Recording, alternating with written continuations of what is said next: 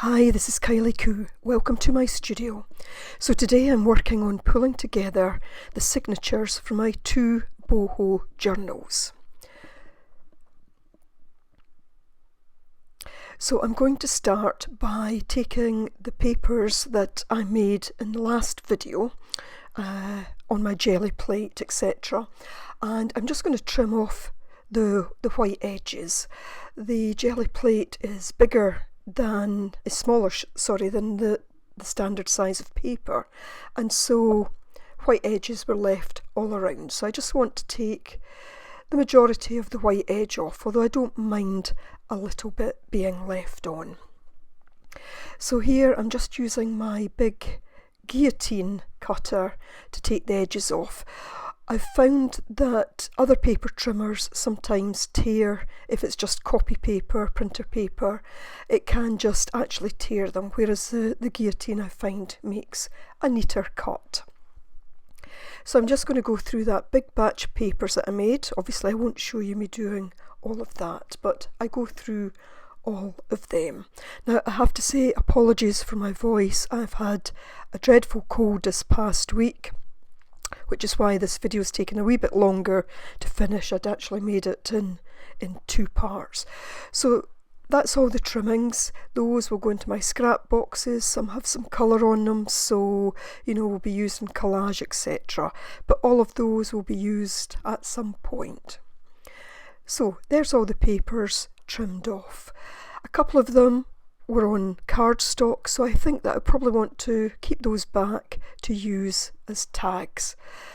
I've got a couple of recycled brown paper bags there. I've pulled some papers from paper stacks, although I do quite like the butterflies there, so I might actually cut them out.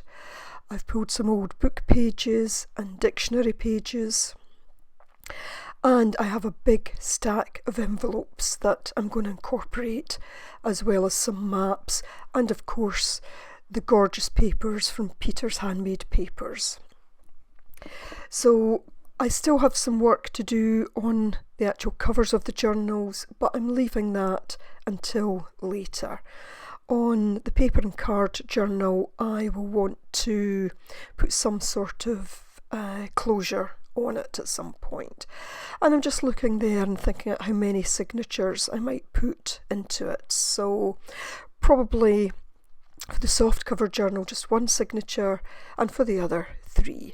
Now that was also another paper bag that I came across when I was looking through my stash, and I'm going to cut that up as well.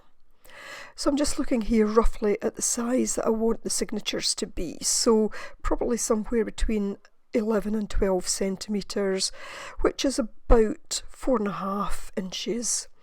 And in terms of the other way, it'll be 9 maximum, so I'll double that up to 18 with my pages. And that's going to be about 3.5, so I would cut my pages to around about 7 wide. Some will be wider than that because I do want to fold them over to make pockets. So I've almost now got a natural crease in that journal. It's just the way it's been sitting, so it's roughly the size I want it to be anyway. So this I'm looking at roughly 10 or 4.25, and I know that lengthwise it's going to be more or less the standard size of a piece of A4 paper.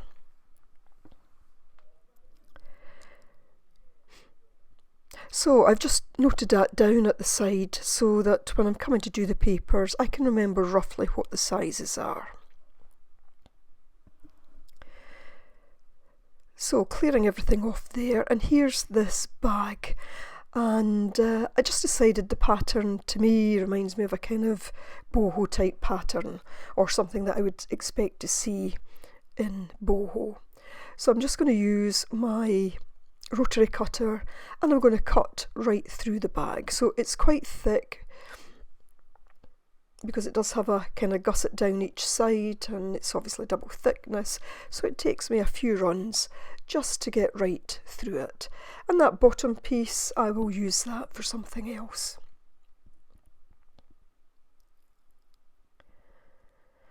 Now I could have just taken scissors and cut up this, but I wanted to try and get as neat a cut as possible and try to cut it in a way that I could get some decent sized pages from it. So again, just going to use my rotary cutter.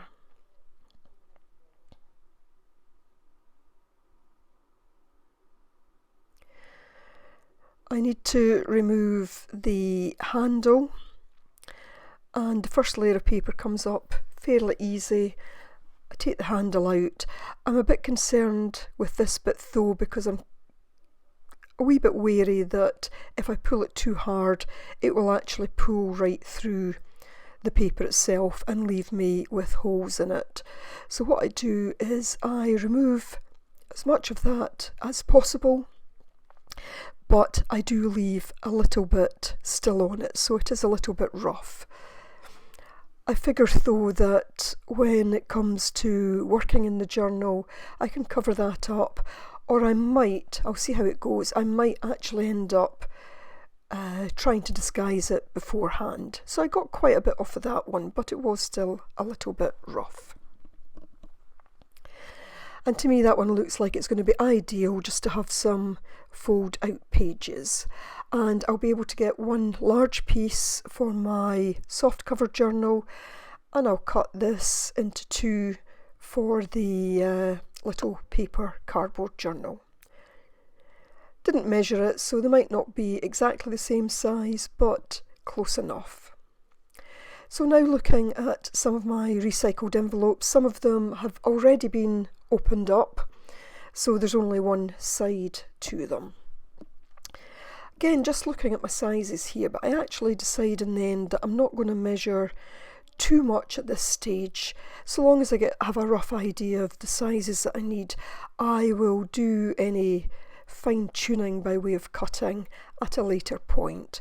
So there's one side of an envelope. It had a natural fold in it, so I'm just folding it up the way, and that will then act as a pocket.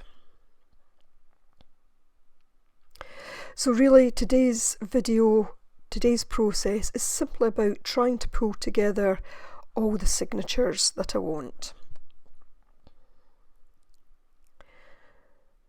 And I do want to use a variety of junk as well as the lovely papers. And of course I want to incorporate a lot of the painted papers.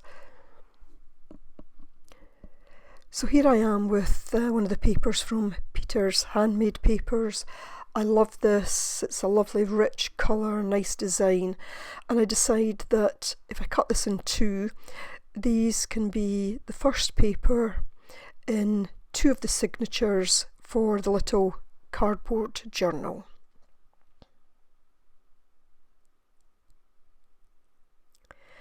And just looking at another one that might go in between those two to make my third cover, and I go for this very deep, rich coloured paper, very textured.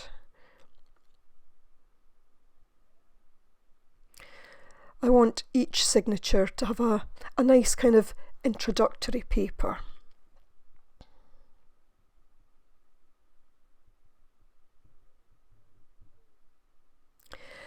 So making my way through the other papers at this point.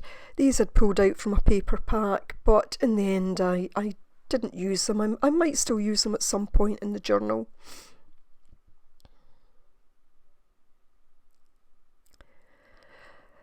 And these were almost a kind of drop paper. It was just the ones, after I'd been using the stencil on the jelly plate, I had just rubbed the stencil off onto it. So looking roughly at the best way to incorporate these, obviously it had some white elements on it, which I didn't mind because those bits could be written on, but just looking at and seeing how I can get maybe a couple of pages out of it, but maximising the design where possible.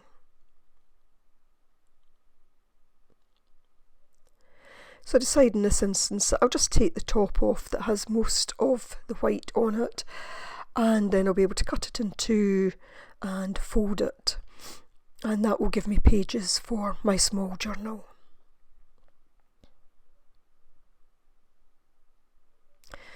See, I fold it here and then I just tear it.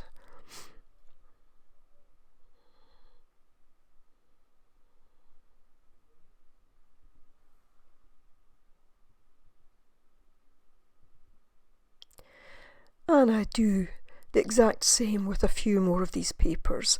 That was the one that was done using the cling film, just to give that lovely effect.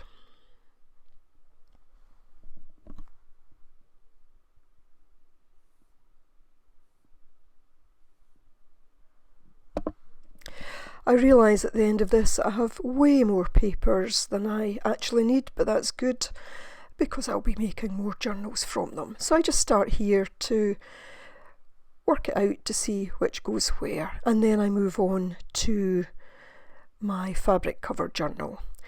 And again, I want a nice paper to start the signature off, so I use this one from Peter's Handmade Papers. Just measuring it out to the size that I want it to be, again using my rotary cutter. And this is a nice thick sturdy paper. I love this paper. Love the colour of that one. I love the colours of them all, but that one in particular I really like. And I'll be ordering more of those because I want to make that into an actual journal cover as well. So again, I do a kind of similar process here, just go through various papers, looking at how they might be incorporated, where in fact they might need folds, not measuring accurately here, just kind of eyeballing things. I know that lengthwise I don't want the papers to be much longer than that piece, than the orange piece, and roughly keeping them within that overall size.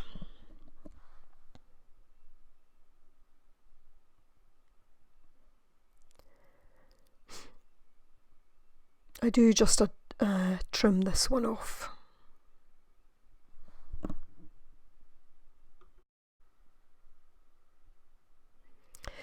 As far as possible, I want the journal to have lots of interest by way of lots of colourful papers, to have pockets, but also to have pages that are a little bit plainer and can be written on.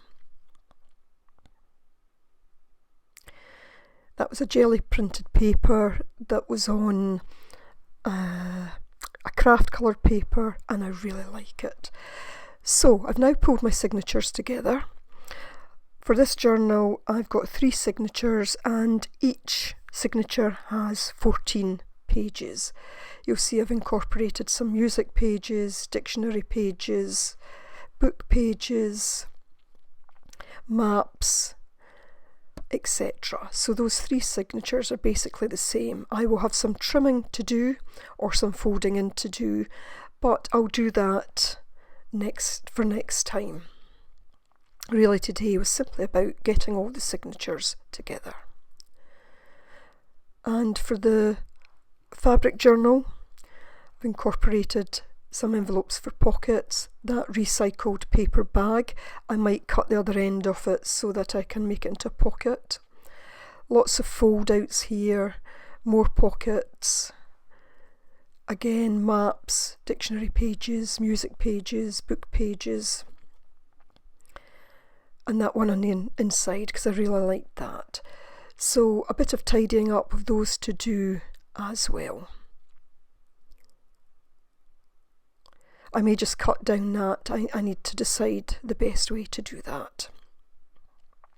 So what I'm going to do off camera for next time is I'm going to take some of these little fabric scraps left over from making my journal cover, and I'm going to start attaching those to some of the pages. I just think this will add extra interest, and it's a way of using up those little scraps. So I hope you've enjoyed seeing how I pull the signatures together. There is a playlist for making my boho journals, and I will attach that at the end so you can see step by step how I've moved through each stage. So thanks for watching. Bye for now.